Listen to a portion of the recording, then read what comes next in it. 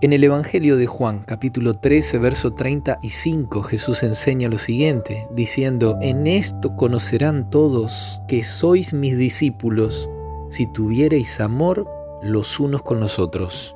Dios te bendiga en este día, que su presencia te acompañe, que su paz, que su amor, que su gracia se manifiesten en tu vida y que puedas disfrutar cada momento en el cual puedas acercarte a su palabra. En esta ocasión te invito para que juntos podamos compartir Mensaje Celestial.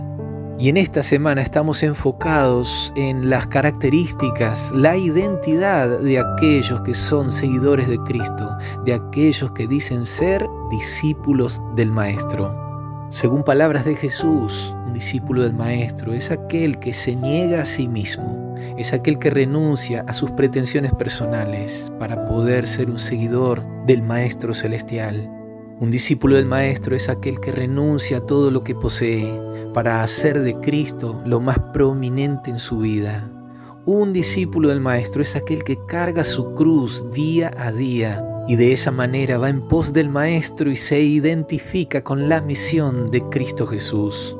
Y el Maestro Celestial en el Evangelio de Juan capítulo 13 verso 35 nos da una nueva característica de aquellos que son discípulos de Él. Allí Él dice: «En esto conocerán todos que sois mis discípulos, si tuviereis amor los unos con los otros». Y esta es una evidencia de un verdadero discípulo, que cuando las personas ven a los hijos de Dios amarse, cuidarse, respetarse, ayudarse, eso habla de que hay amor entre ellos, y eso es una evidencia poderosa para el mundo de que son discípulos de Jesús. No son solo personas que van a una determinada iglesia, no son solo personas que son miembros de una determinada congregación, sino que son en el sentido pleno de la palabra discípulos de Cristo Jesús. En el versículo anterior, en el verso 34, Jesús dice: «Un mandamiento nuevo os doy, que os améis unos a otros, como yo os he amado, que también os améis unos a otros».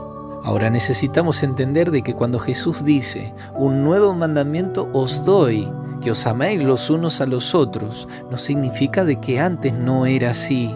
Siempre fue el plan de Dios de que su creación, de que sus hijos se amaran unos a otros. De hecho, Levítico capítulo 19, verso 18 dice: «Amarás a tu prójimo como a ti mismo». Ahora, ¿cuál es el concepto adicional que Jesús está tratando de transmitirle a sus seguidores?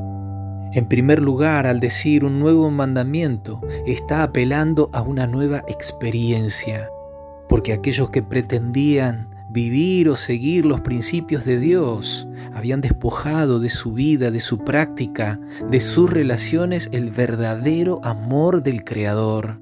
Las prácticas religiosas y espirituales se habían convertido en un frío formalismo. Por otro lado, Jesús dice, en ese nuevo mandamiento, apelando a una nueva experiencia, que os améis como yo os he amado. Jesús vino para revelar el verdadero carácter de Dios, del Padre Eterno, su trato, su relación, su conexión con aquellos que lo seguían. Claramente era para demostrar el verdadero amor de Dios. Ellos tenían en Jesús el ejemplo perfecto de cómo se debía amar a las personas. Reitera nuevamente allí en el Evangelio de Juan capítulo 15 verso 12: «Este es mi mandamiento, que os améis unos a otros como yo os he amado». No es amar como a nosotros nos parece, no es amar según nuestros conceptos o criterios, sino que es amar como Jesús amó. También el apóstol Juan en su primera carta, capítulo 4, versículos 20 y 21 dice: «Si alguno dice yo amo a Dios y aborrece a su hermano, es mentiroso, pues el que no ama a su hermano a quien ha visto, ¿cómo puede amar a Dios a quien no ha visto?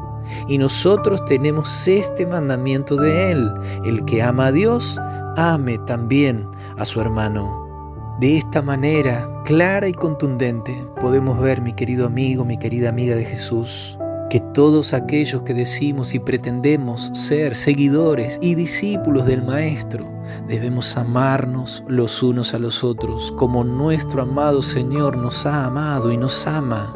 Y de esa manera para el mundo que nos rodea será una evidencia clara y contundente de que somos discípulos de Cristo.